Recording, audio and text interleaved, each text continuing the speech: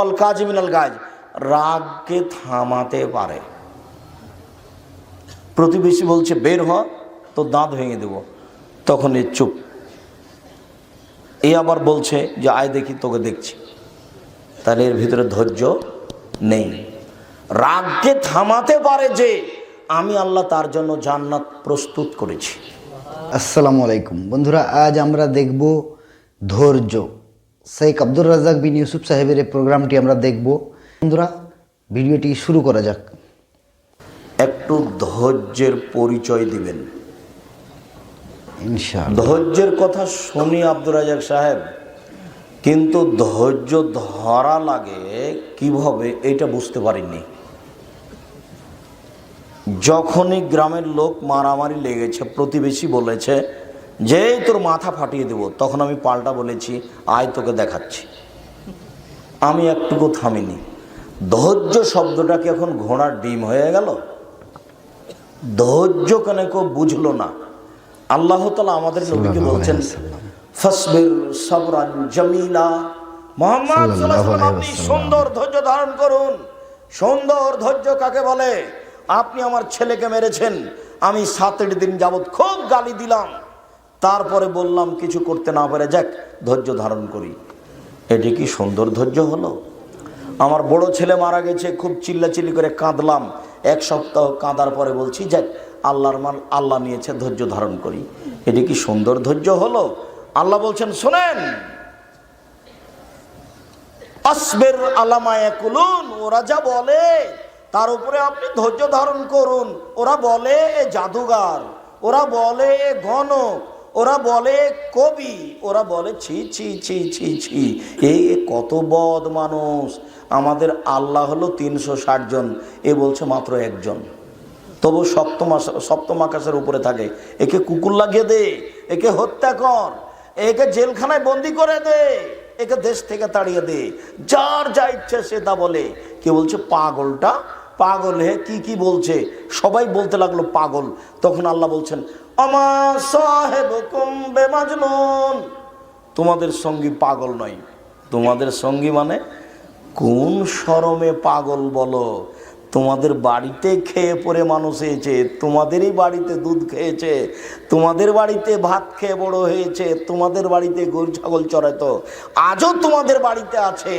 কখন পাগল হয়ে গেলে একটু বুঝতে পারলে না? কেন বলছে এ কথা পাগল?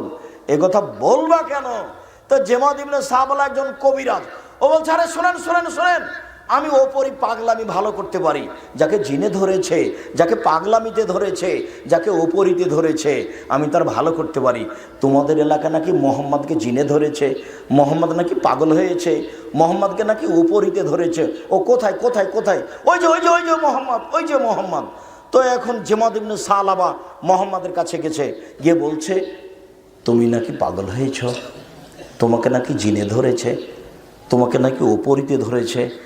আমি জেমাদ ইবনে সালাবা, আমি জিনে ধরলে ভালো করতে পারি, ওপরিতে ধরলে আমি ভালো করতে পারি, আমি পাগলামি ভালো করতে পারি। তা আমি কি কাজ আরম্ভ করব? তখন রাসূল সাল্লাল্লাহু আলাইহি ওয়াসাল্লাম একটু কথা বলবেন, তা একটু হামদ পড়ছেন, ইন্নাল হামদালিল্লাহ নাহমাদুহু ওয়া নাস্তাইনুহু ওয়া নাস্তাগফিরুহু। যখন পড়ে শেষ করেছেন তখন কবিরাজ বলছেন ইকরা মারাতান উখরা, পড়েন তো পড়েন তো, আবার পড়েন তো। কি পড়লেন? কত গণকের কথা শুনেছি, এরকম তো শুনিনি। কত কবির কথা শুনেছি, এরকম তো শুনিনি। কত জাদুকরের কথা শুনেছি, এরকম তো শুনিনি। আবার পড়েন তো। কি পড়লেন? তখন আমাদের আবার পড়লেন ইন্নাল হামদালিল্লাহ নাহমাদুহু ওয়া নাস্তাইনুহু ওয়া নাস্তাগফিরুহু। শেষ পর্যন্ত পড়তে না পড়তেই কবিরাজ বলছে আশহাদু আল্লা ইলাহা ইল্লাল্লাহ ওয়া আশহাদু আন্না মুহাম্মাদার রাসূলুল্লাহ, আমি সাক্ষ্য দিচ্ছি আল্লাহ ছাড়া কোনো মাবুদ নেই, আমি সাক্ষ্য দিচ্ছি মুহাম্মদ আল্লাহর রাসূল। আল্লাহু আকবার। কবিরাজ মুসলমান হয়ে গেল, তারই পাগলামি ভালো হয়ে গেল। আল্লাহ আমাদের নবীকে ধৈর্য ধারণ করতে বলছেন। আমাদের নবীকে ধৈর্য কাকে বলে বুঝলাম না। আল্লাহ তাআলা বলছেন যে আমি পরহেজগার মানুষের জন্য জান্নাত প্রস্তুত করেছি। পরহেজগার কে? এক আল্লাযীনা ইনফিকুনা ফিস সাররাই ওয়াদ দাররাই ওয়াল কাযিমিনাল গায়জ ওয়াল আফিনা আনিন নাস। টাকা থাকলেও দান করে, না থাকলেও দান করে, থাকলে বেশি দান করে, না থাকলে কম দান করে। আমি এর জন্য জান্নাত প্রস্তুত করেছি। দুই অল কাজিমিনাল গাজ, রাগকে থামাতে পারে। প্রতিবেশী বলছে বের হ, তো দাঁত ভেঙে দেব, তখন এ চুপ।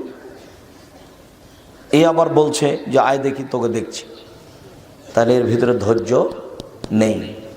রাগকে থামাতে পারে যে আমি আল্লাহ তার জন্য জান্নাত প্রস্তুত করেছি। আল্লাহু আকবার। তিন অল আফেনানিন নাস, মানুষকে মাফ করতে পারে যে, মানুষ ভুল করেছে তুমি মাফ করে দাও। যেমন বললে যে ভুল হয়েছে, তেমন আপনি বলবেন যে আচ্ছা আচ্ছা ঠিক আছে ঠিক আছে ঠিক আছে। কোনো ছেলেরা যখন আমার সামনে এসে বলে ওস্তাদ ভুল হয়েছে, তো ওখানে থাকতে আমি বলি আচ্ছা ঠিক আছে, তোমার ভুল হয়েছে এই কথাটা বলেছে, তো তো আচ্ছা ঠিক আছে, দেখি কতদিন পর্যন্ত তুমি আর এটা করো না। ভুল হয়েছে, বাস মাফ করে দিন, আল্লাহ আপনার জন্য জান্নাত প্রস্তুত করেছে। তিনটে কারণে জান্নাত রেডি করা আছে। এক, দান। দুই, রাগকে থামাতে পারা, রাগকে থামিয়ে দেন, শুয়ে যান, নাহলে আউযুবিল্লাহি মিনাশ শাইতানির রাজিম বলেন, থামিয়ে দিতে পারলেই জান্নাত। দুই, মাফ করে দেন।